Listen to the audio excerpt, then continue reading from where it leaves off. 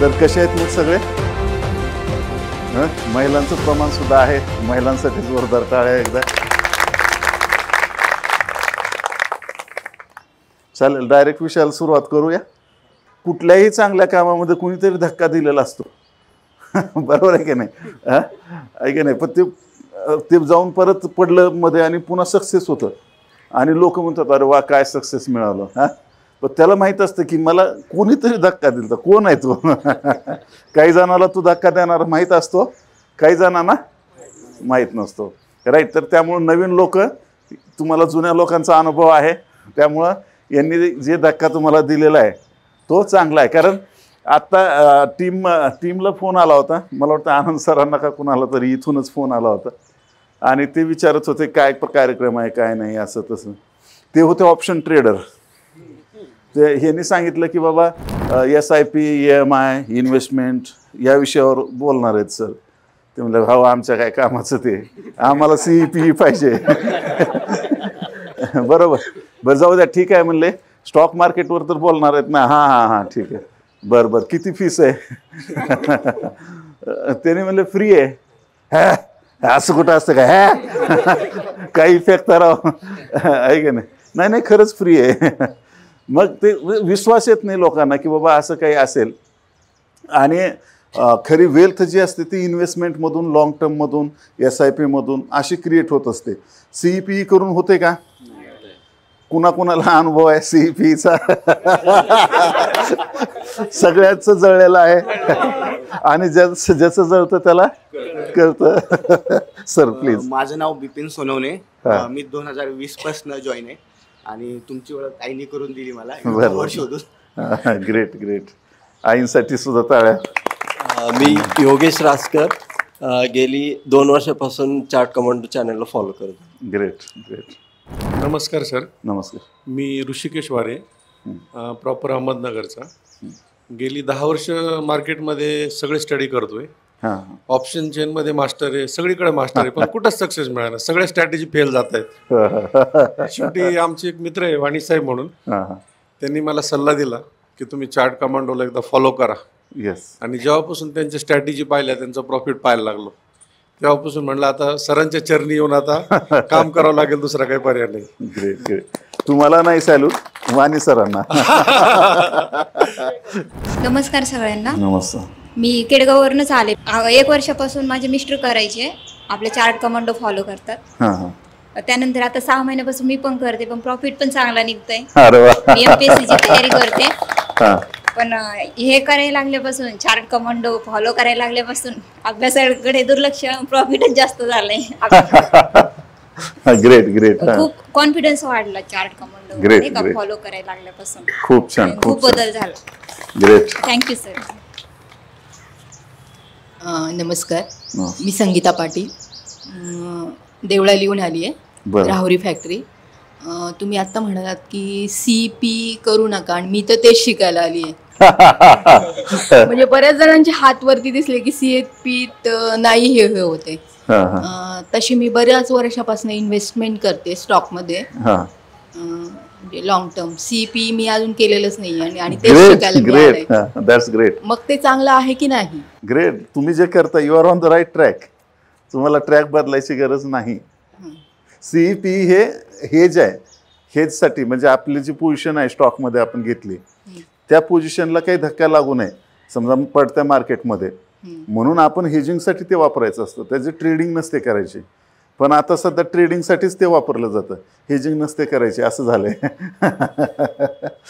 तर नगरकरांना भेटून बोलून खूप आनंद वाटला. आणि जे सध्या 2-3 फीडबॅक ऐकले मी, तर सगळ्यात महत्त्वाचं लक्षात घ्या, आपल्याला हॅपीनेस शोधतोय आपण पैसे नाही.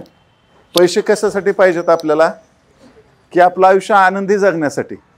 पण प्रॉब्लेम असा होतो की पैसे कमवण्याच्या नादामध्ये आपण खरा आनंदच विसरून चाललोय. आपल्याला खरा आनंदच माहीत नाही आहे. राईट.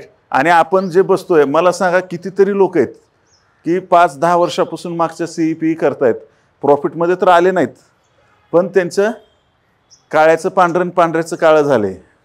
आता काय कुठला आयटम तुम्ही स्वतः शोधा.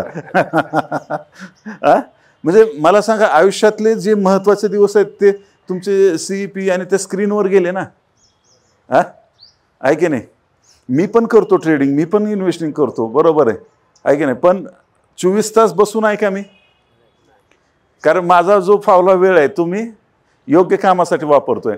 21 करोड लोकांपर्यंत फायनान्शियल फ्रीडम पोचवायचंय. राईट. मग हे का बरं सुरू केलं? मला काही काम नाही दुसरं. एक लक्षात घ्या, जेव्हा आपले टार्गेट्स अचीव्ह होतात ना, समजा तुमचं 1 करोड कमवायचं टार्गेट आहे, हां, मिळाले 1 करोड, काय करणार पुढे? काय करणार? हा, उडवायचे. Great great. जी काय असेल ते मनातलं बोलले त्याने. ठीक आहे, उडवायचं असं गृहीत धरलं. तुम्ही गोव्याला गेले, ऐका नाही, बीच के बीचो बीच गेले समजा. आणि मस्तपैकी इकडं बाटले आहेत, इकडं मस्त सगळं फॅमिली ऐश करायला तुम्ही, राईट. 1 दिवस ऐश करचाल, 2 दिवस, 1 महिना, 2 महिना, पुन्हा पुढे काय करणार, आहे की नाही? आणि ते जर कंटिन्यूस करत राहिलात तर किडनी फेल होईल, अटॅक येईल, ते बीच के बीचो बीचच जाचाल मध्ये. That is not life. लक्षात घ्या, टार्गेट हे अचीव्ह करण्यासाठी नसतात, हे डोक्यात घेतलं पाहिजे. सुखी आयुष्य, आनंदी आयुष्य जगण्यासाठी 2 गोष्टी महत्त्वाच्या आहेत: पुरेसा पैसा आणि तो खर्च करण्यासाठी पुरेसा वेळ, आहे की नाही? आपण खूप पैसे कमवले आणि आता 1-2च वर्ष राहिलेत, यमराज येणार आहेत, काय उपयोग आहे? उपयोग आहे का? नाही, मी माझ्या पुढच्या पिढ्यासाठी तयारी करतोय. अरे येड्या, तुझं पोरग तुला बाप म्हणणार नाही मेल्यावर. तुम्ही मेल्यानंतर पोरग म्हणेल बॉडीला उचला, बॉडीला ठेवा, बाप म्हणणार नाही ते, आहे की नाही? बॉडीला जाळा, विषय मिटला, बरोबर आहे? तू पुढच्या पिढ्याचा विचार करायलास, तू तुझं स्वतःचा आधी कर विचार, बरोबर? त्याच्यानंतर पुढे. म्हणजे सांगायचा हा मुद्दा आहे, पुरेसा पैसा, पुरेसा वेळ सफिशियंट आहे आपल्याला. फक्त आता पुरेसा म्हणजे काय ह्याची व्याख्या करावी लागेल. आणि ती व्याख्या कोण करणार? ज्याची त्यानं करायची आहे. मी सांगू शकत नाही तुमच्यासाठी पुरेसा किती आहे. पुरेसा म्हणजे पुरे असा, म्हणजे ज्यावेळेस तुम्हाला पुरे म्हणावं वाटतं असा, एवढा पैसा, राईट, पुरेसा. मग पुरेसा याचा अर्थ काय? आपल्या गरजा भागल्या पाहिजे, बरोबर आहे की नाही? आपल्या गरजा भागतात का? भागतात, सहज भागतात. पण आपल्या गरजा आपण नीड्स जे आहेत ते वॉन्ट्समध्ये कन्वर्ट करतो. आपल्याला इंस्टाग्रामचं रील येतं, त्याच्यात दिसतं हिनं असली साडी घातली, आहे का नाही, ही नवीन आली आहे, आपण काही करून ते घेतल्याशिवाय राहत नाही. मग ते घरी साड्या नाहीत का हो? मला असं वाटत नाही कुठल्याही महिलेचं जी पण कपाट असेल फुल भरलेलं आहे, मध्ये आता नेक्स्ट साडी जाऊच शकत नाही, एवढं जागा सुद्धा नाही आहे, बरोबर आहे की नाही? म्हणजे गरज भागलेली आहे, पण तरी पण ती वाली साडी घ्यायची आहे का? काय घ्यायचे? वॉन्ट्स. आता नीड्स राहिली नाही, आता काय झालं ते कन्वर्ट वॉन्ट्समध्ये. महिलांचंच म्हणून नाही, पुरुषांचं सुद्धा. प्रत्येक गोष्ट बघा, आहे की नाही? प्रत्येकाला वाटतं की मोबाईल, त्यानं मोबाईल घेतल्यानंतर जेव्हा दुसऱ्याने कुणी मोबाईल घेतला की त्याला वाटतं चला ह्याचा भारी आहे, हा, आहे की नाही? मी उगाच घेतला, मी थोडं थांबलो असतो तर मला अजून भारी भेटला असता, आहे की नाही? असं लग्नाबाबत पण वाटतं. थोडं थांबलो असतं तर अजून भारी भेटली असते. आणि असं थांबण्याच्या नादात कित्येकाचं लग्न झालेलं नाही आहे. हा, म्हणजे दोन्ही रिस्क आहे, त्यासाठी रिस्क मॅनेज झाली पाहिजे, बरोबर आहे की नाही? आणि मग अशा पद्धतीनं आपण जर बघायला गेलं तर आपल्याला पुरे असा म्हणजे नेमकं किती आहे तो आकडा आपल्याला शोधायचा आहे.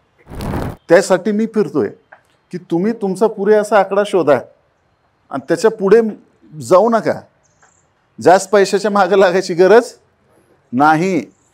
तुमच्याकडे पुरे असा पैसा आल्यानंतर त्याच्यावरचा जो ओव्हर पैसा येतो तो तुम्हाला कव्हर करतो, तुम्ही बर्बाद होता त्याच्यात. आपल्याला पुरेसा पैसा आला आणि तिथं आपण स्टॉप झालो की आपण आनंदाकडे जिकडे तिकडे सोयीकडे, राईट. आणि जर आपण थांबलो नाही, राईट, प्रॉब्लेम काय होतो की तुमच्याकडे समजा स्विफ्ट डिझायर आहे, बरोबर, आणि ती घेतली, तुमचं अचीव झालं, सगळं झालं. पण प्रॉब्लेम तेव्हा येतो की शेजाऱ्याकडे त्याच्यापेक्षा भारी गाडी येते. मग आपल्याला जी गाडी मिळाली आहे त्याचं जे सुख आहे ते झर्रशिरी झिरो होतं. Yes or no? ॲक्च्युली हे व्हायला पाहिजे का? नाही. राईट. पण आपल्याकडे जर तुम्ही कितीही पैसे कमवा, कितीही वडायचे, तुम्ही कितीही पैसे कमवा, तुम्ही कितीही श्रीमंत व्हा, तुमच्यापेक्षा कुणीतरी श्रीमंत आहे जास्त. Yes or no? कितीही तुम्ही कमवलं ना, तुमच्यापेक्षा वर कुणीतरी दिसणारच तुम्हाला, आहे की नाही? मग ती वर बघत बसायचंय का? त्यासाठी जन्मलोत का? त्या परमात्म्यानं त्यासाठी पाठवले का आपल्याला हे CEP लफडे करत बस म्हणून?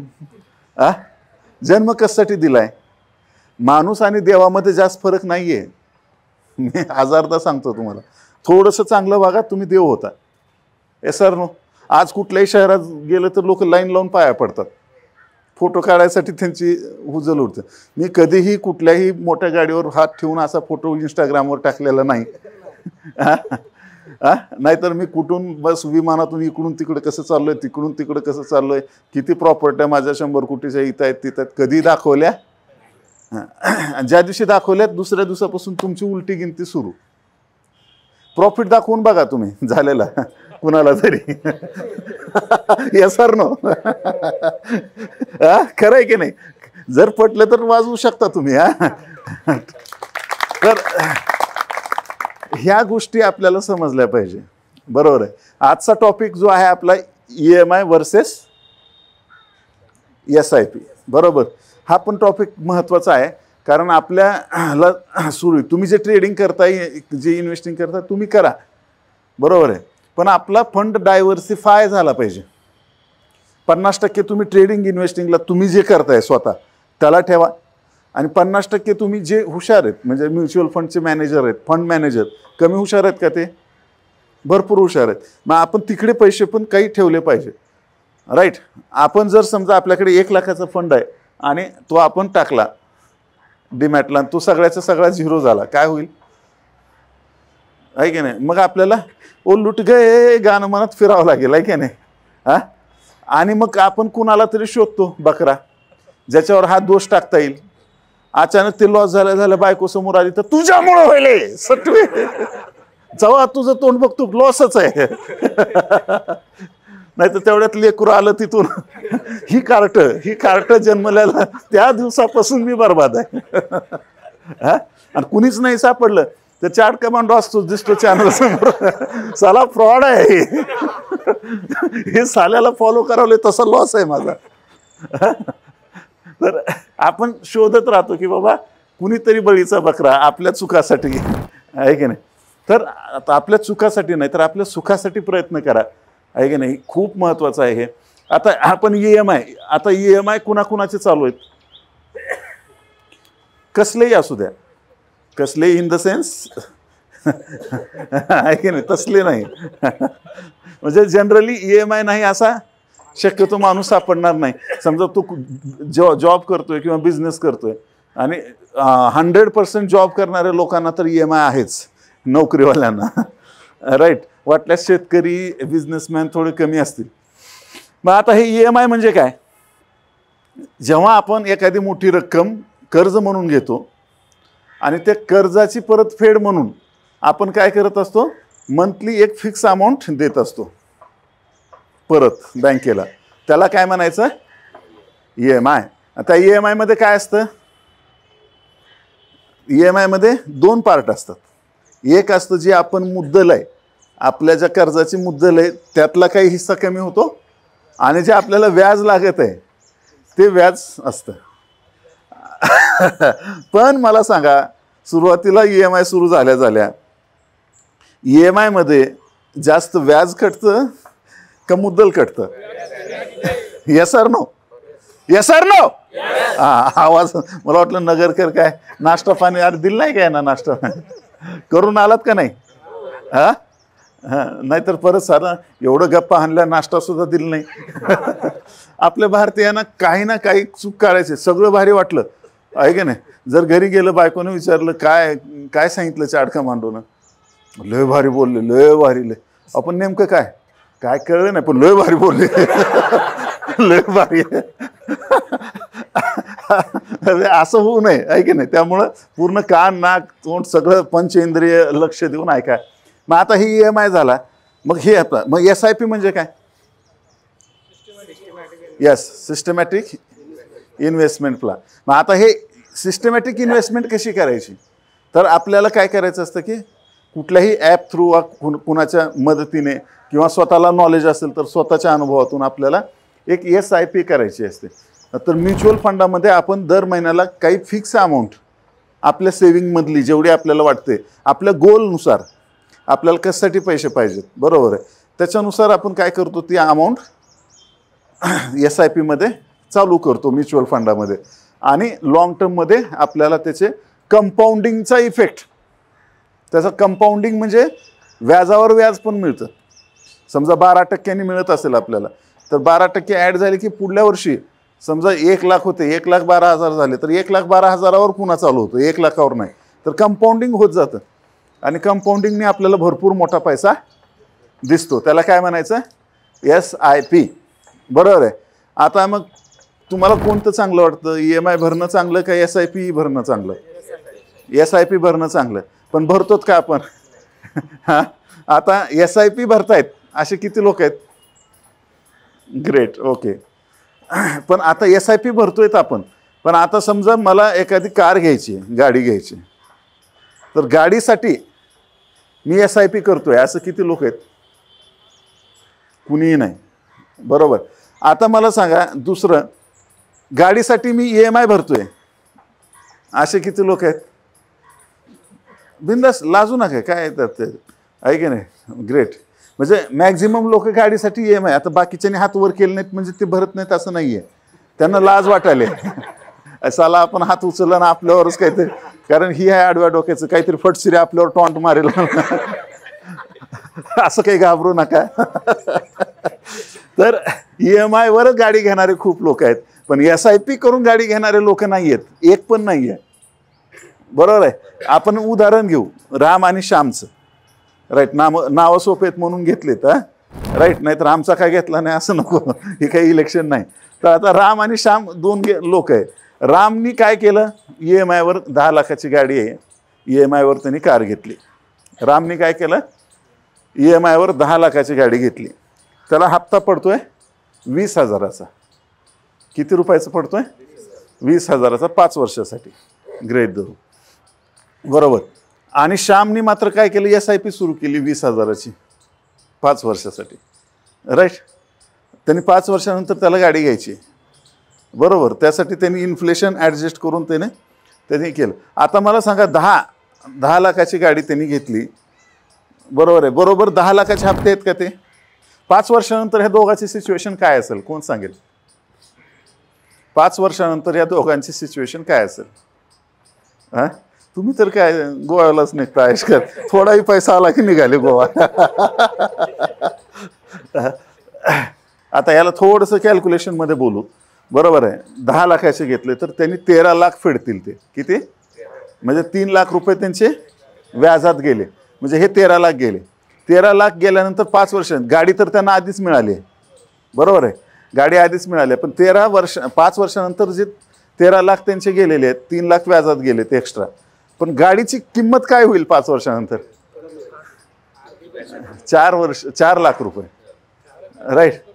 हां, त्यापेक्षा कमी येते, कारण त्या भारी भारी मॉडेल आलेले असतात बाजारात. आता काय झालं, त्यावेळेस मॉडेल भारी आल्यामुळे काय झालं, जे 4 लाख होणार आहे ते सुद्धा 2 लाखावर येतं. 2-2.5 लाख रुपये त्याची किंमत राहील. म्हणजे 5 वर्षानंतर रामकडे 2.5 लाख रुपये राहिले 13 लाख रुपये भरून, राईट. ह्यांनी 20,000चीच SIP केली आणि याच्याकडे 29 लाख रुपये झाले. श्यामकडे किती?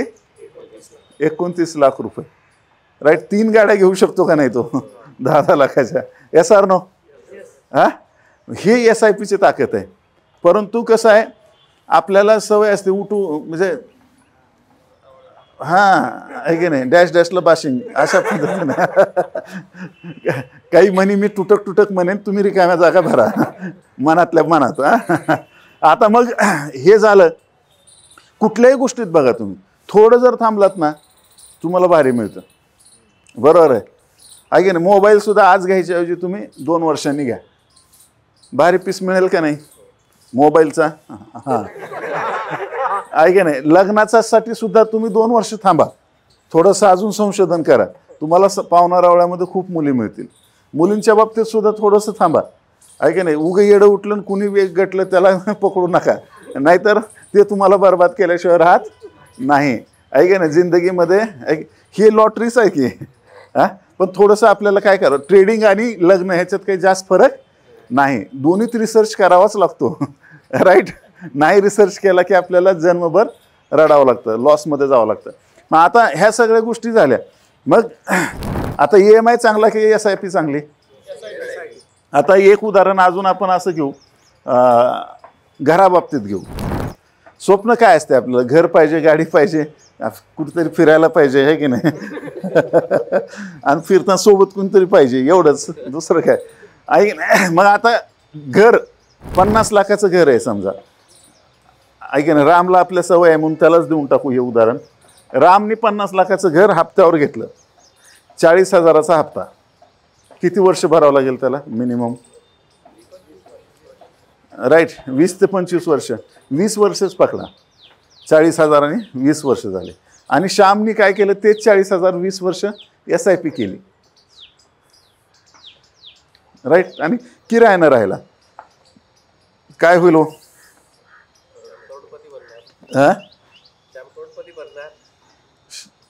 करोडपती पण किती एक्झॅक्ट?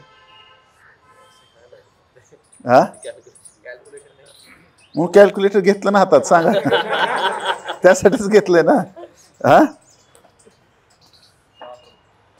किती?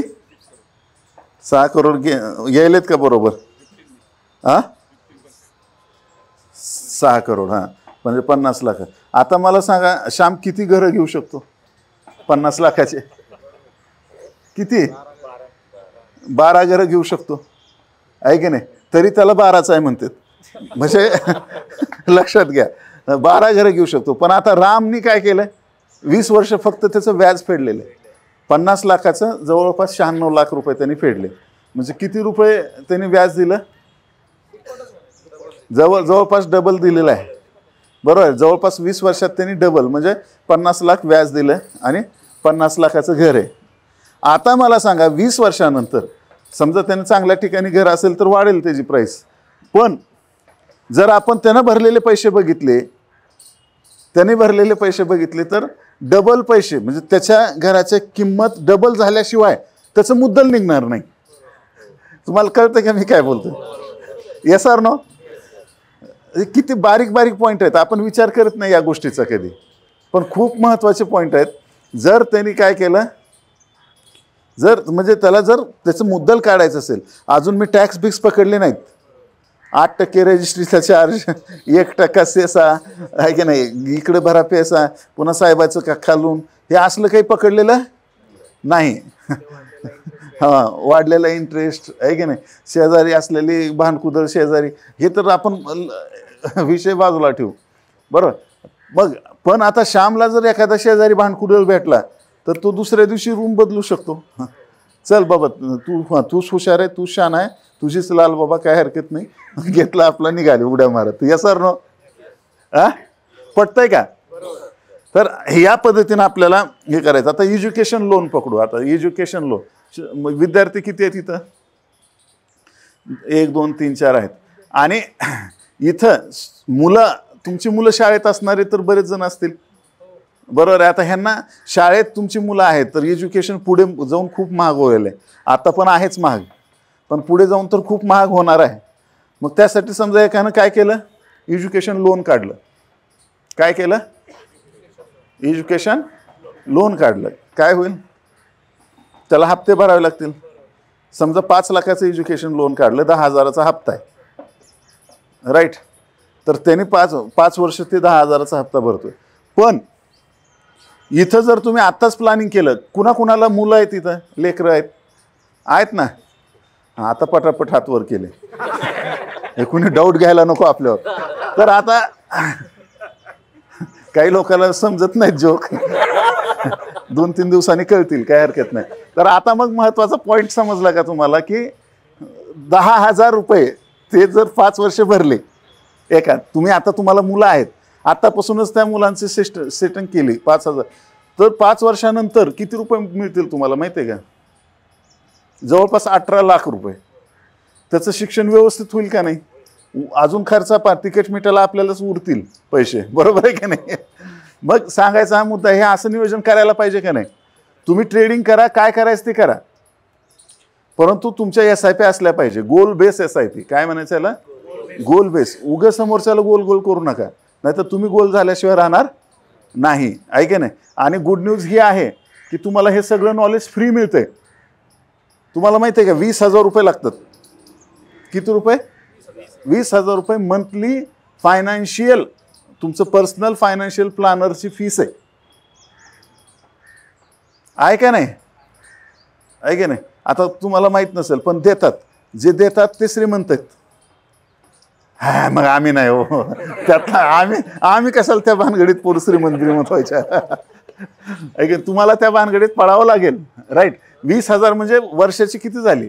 लाखो रुपये फीस हे फायनान्शियल प्लॅनिंग करून घेण्यासाठी दिली जाते. आणि हे फायनान्शियल प्लॅनिंग चार्ट कमांडोमध्ये किती रुपये फीस घेऊन करतात?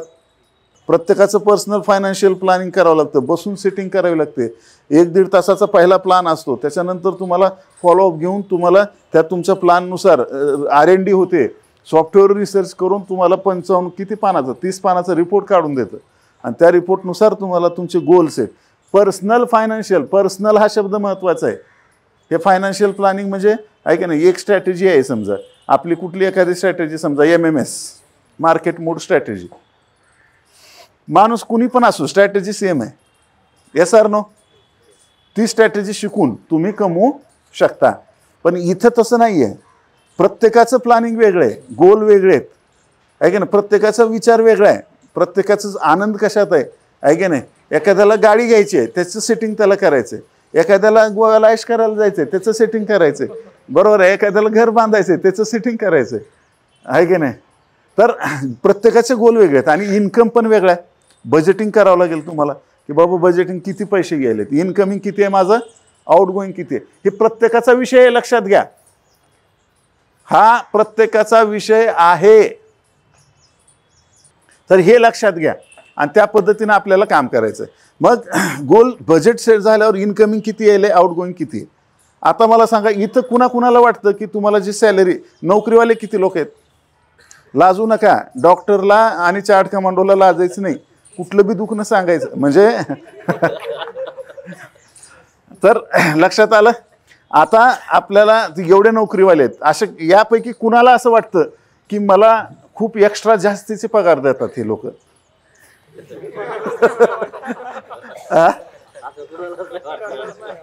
प्रत्येकाला वाटतं की साला मला पगार कमी, सॅलरी कमी आहे, वाटतं का नाही? Yes or no? कुणालाही सॅलरी जास्त वाटत नाही, आहे की नाही? मग आता हा मी हसत खेळत सांगतोय, पण that is very serious point. मग इनकमिंग जे यायलंय आपलं, त्यापेक्षा आपलं आउटगोईंग जास्तच असतं, राईट, आहे की नाही? आपल्याला वाटतं की बाबा काही जण बचत करायला म्हणून चांगला, आता काल फ्रायडे सेल होता, राईट, बचत एकदम काही लोक बचत करतात आणि सेलला जातात की बाबा तिथून आम्ही स्वस्तात घेऊ. पण जे 4 गोष्टी ठरल्या होत्या त्याच्याऐवजी सेलमधून 8 गोष्टी घेऊन येतात घरी. यासर नो? मग बचत झाली का? बरबादी झाली. बऱ्याच लोकांना असं वाटतं की काय म्हणायचं, श्रीमंत व्हायला काहीतरी टेक्निक असेल, राईट, आहे की नाही? हे सर काहीतरी, आता बरेच मला फॉलो करतात, माझी स्ट्रॅटेजी सोडून द्या, आता सर हेच टी शर्ट घालतात सारखं, मग लगेच ते ऑर्डर देणार वेबसाईटवरून, ती टी शर्ट घालून बसणार, चला तरी प्रॉफिट येईना गेलाय.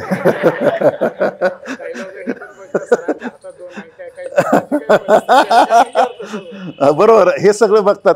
एवढंच नाही, काही लोक आमचे पाहुणे आहेत, नावं घेत नाही मी, पण ते अधूनमधून सारखे घरी येतात आणि कुठलीही एखादी वस्तू नवीन आली आमच्या घरात. आता मला प्रॉब्लेम काय होतो, मी कुठेही जातो, कुठेही म्हणजे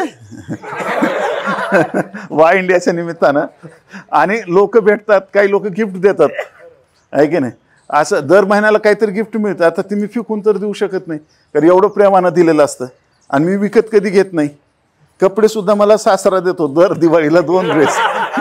बरोबर आहे. काय चिंगूस माणूस भेटला आम्हाला, ऐका नाही. चिंगूस आहे म्हणून तुम्हाला हे चिंगूस, पण एक योग्य पद्धतीनं चिंगूस is equal to money management. बरं, अतिरेक नको त्याचा, राईट आहे की नाही. 15 वर्षापासून 30 अंडरवेअर असला अतिरेक नको. आहे की नाही. चिंगूस म्हणजे आपल्याला बचत करायची, काटकसर म्हणू आपण चिंगूस म्हणण्यापेक्षा. तर आता आपल्याला ह्या गोष्टी सगळ्या पॉईंट टू पॉईंट घ्यायच्यात. आणि मग इनकमिंगपेक्षा आपला आउटगोईंग कसा कमी असला पाहिजे. कुणाकुणाचं इनकमिंगपेक्षा आउटगोईंग जास्त आहे, सगळ्यांचंच आहे. कुणाचं कमी आहे त्यांनी हात वर करा, कुणाचंही कमी नाही. बरोबर आहे. ह्याचा अर्थच काय की आपण सॅलरीबद्दल अनसॅटिस्फाईड आहोत आणि अनसॅटिस्फाईड राहणारच जन्मभर. किती सॅलरी समजा डबल झाली, खुश होणार आहे का? डबल झाली की तुम्ही काय करणार? लाईफस्टाईल अपग्रेड करणार. पहिलं सायकलनं ऑफिसला जात होते, मग स्कूटी घेणार. थोडी पगार वाढली, साला लेकरांना ऊन लागतंय, कार घेणार. बरोबर आहे. ऐका नाही, कार घेतली, खुश होता तुम्ही फक्त 1 दिवस. दुसऱ्या दिवशी शेजाऱ्याकडे मोठी कार दिसते, चला मग पुढच्या नेक्स्ट बोनसला मोठी कार घेणार. हे असं चालणारच आहे. लाईफस्टाईल इन्फ्लेशन म्हणतात याला. काय म्हणायचं आहे? Lifestyle inflation. हे लक्षात घ्या. आपल्याला लाईफस्टाईल इन्फ्लेशन करायचं नाही. एक साधा फॉर्म्युला की आपल्या लायकीपेक्षा कमी जीवन जगायचं. बाहेर जायचं की नाही तुम्हाला, आमची लायकी काढता असा अर्थ काढू नका. लायकी इन द सेन्स फायनान्शियल लायकी. फायनान्शियल लायकी म्हणजे काय? आपली लेवल काय आता फायनान्शियल जी लेवल आहे त्याच्यापेक्षा 1 लेवल खाली राहायचं, राईट. एक लक्षात घ्या. म्हणजे माझा खर्च 10,000पेक्षा जास्त नव्हता, आता खूप वाढलाय, सोडून द्या. पण राईट, जोपर्यंत माझे 100 करोड क्रॉस झाले नाही तोवर मी 10,000च्या खाली खर्च केला नाही, वर केला नाही. लक्षात घ्या. आता तुम्हाला पण काही गोष्टी तुम्हाला स्वतः customized plan. Personal financial planning म्हणजे काय करावं लागणार आहे? तुम्हाला स्वतःचा प्लॅन बनवावा लागेल. Yes sir no? रेडी आहे सगळेजण बनवायला? मग आता जे आहे आपल्याला जेवढी सॅलरी आहे किंवा जेवढं काही इन्कमिंग आहे त्याच्यातून आपल्याला गोल ठरवावे लागतील की बाबा माझं हे माझ्या मुलांचं शिक्षण, बरोबर आहे, किंवा आम्हाला गाडी घ्यायची आहे किंवा आम्हाला घर घ्यायचं आहे. आधी गोल ठरवून त्याच्यानुसार SIP करा. आज गाडी घेऊन नंतर हप्ते फेडू नका, बरोबर आहे. आज घर बांधून नंतर हप्ते फेडू नका. आज घर नाही जरी बांधलं तुम्हाला राहायला मिळेल का नाही? किरायानं राहू शकता का नाही? हां, फक्त नाही असं कसं त्या शेजाऱ्यानं बांधलं, हिनं बांधलं, तिनं बांधलं, आम्ही काय कमी हवं आहे असं करून येड्यासारखं करून काही लफडे करू नका. मग हे SIP कोण करणार? आता गोल बेस सगळ्यांच्या गोल बेस SIP झाल्या पाहिजे. येस, पण त्या SIP गोल बेस करायच्या आधी काय करावं लागेल? स्वतःचं पर्सनल फायनान्शियल प्लॅनिंग करून घ्यावं लागेल, राईट आहे की नाही. तर याच्यासाठी लाखो रुपये लागतात वर्षाचे, बरोबर. पण आमची टीम तुम्हाला फक्त 999 रुपयामध्ये करून देत आहे. हा हिंगा असं आता पॉईंटवर आला. पैसे गोळा करायला आले ते, आहे की नाही? आहे की नाही? प्रत्येकाच्या डोक्यात एक आम्हा असते, राईट. पण आता ह्या आम्हाला डोक्यातून बाजूला काढा, राईट. आता तुम्ही इथं आहात, राईट. इथं आहात, तुम्हाला 999 भरायची गरज नाही, पण काहीतरी दक्षिणा भरावं लागेल. कारण पण एवढी लोक कामं करतायत रात्रंदिवस, फुकट करतील का? नाही, त्यांना काहीतरी मदत तुम्हाला करायची आहे. आता मग त्यासाठी गुगल फॉर्म आहे, तो भरा. तुम्हाला टीम काय करेल, तुमचा स्लॉट डिसाईड करेल आणि त्यानुसार तुम्हाला कॉन्टॅक्ट करून तुमचा अगोदर सगळा अभ्यास होईल. कारण आपल्याला आपला अभ्यास झाला नाहीये म्हणून तर आपण आज ज्या स्थितीत आहोत, आहे की नाही. कोण आता इथं खुश आहे की बस झालं बाबा मला लय पैसे झाले नको आता, असं कोणी आहे का इथं? नाही, आहे की नाही. आपल्याला काही ना काही अडचणी आहेत, त्या अडचणी आपण सहज सोडवू शकतो. कशा सोडवू शकतो? सहज, प्लॅनिंगशीर, सिस्टमॅटिक, राईट. त्याला त्या पद्धतीनं ज्या फायनान्शियल प्लॅनिंगच्या स्टेप्स आहेत त्या स्टेपनुसार तुमचं फायनान्शियल प्लॅनिंग करून घ्या, राईट. मी तर तुम्हाला कंपल्सरी म्हणेल, पण ज्याला करायचं त्यांनी करा, राईट. आणि त्या पद्धतीने मग तुम्हाला जे रिपोर्ट मिळेल त्याच्यानुसार तुम्ही मग SIP ठरवा. आता मी काय हे SIP चांगली असं नाही. म्युच्युअल फंड सही आहे, लेकिन कोणसा सही आहे? बरोबर आहे. 4,000 म्युच्युअल फंड आहेत. काय करणार तुम्ही? राईट. स्टॉकमध्ये पण आपण अडकलो की कधी कधी अडकतो का नाही? हा, तसं म्युच्युअल फंडाचं पण स्टॉक सारखंच आहे, त्याच्यात पण आपण अडकू शकतो. म्युच्युअल फंड आणि EMI मध्ये काय फरक आहे? EMI हे फिक्स आहेत, त्यात कसली रिस्क नाही, म्हणून त्यात प्रॉफिट पण. SIP मध्ये रिस्क आहे, म्हणून त्याला रिवॉर्ड पण आहे, त्यात प्रॉफिट पण आहे. मग कसं करावं लागेल? त्यासाठी आपल्याला एक्सपर्टचं तिथं मार्गदर्शन घेऊन त्याला आपल्याला स्टेप बाय स्टेप पुढे जावं लागेल. येस. ब्लेसिंगचं अकाउंट मी म्हणलंय तुम्हाला, तन मन धन जन 4 पिलर आहेत. आपली बॉडी चांगली असली पाहिजे. चांगली म्हणजे बिल्डर व्हायची गरज नाही, फक्त आहे की नाही, पैसे आले तर ऐश करायला बॉडी नको. हा, आहे की नाही? मस्त भारी गाडी घेतली पण फक्त ती हॉस्पिटलला जायला यायलाच उपयोग आलाय. काय उपयोग आहे का? हा जोक सुद्धा खूप कमी लोकांना कळलाय. अभिनंदन, तुम्हाला लवकरच लागेल चंदन. तर लक्षात घ्या, हे आपल्याला शरीर पण, तन पण गरजेचं आहे, मन पण आपलं साफ असणं गरजेचं आहे. मला मनातून वाटतं की साला मी नगरमध्ये आलोय, माझा प्रत्येक चार्ट कमांडो हा फायनान्शियली फ्री झालाच पाहिजे.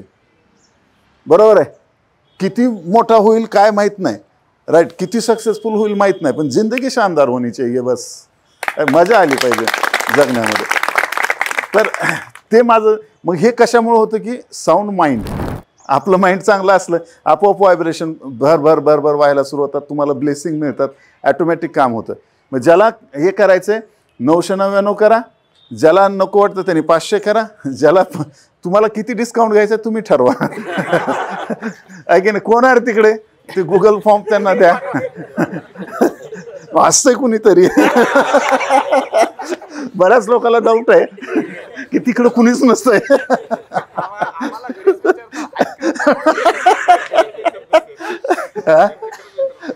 खरंच खरं.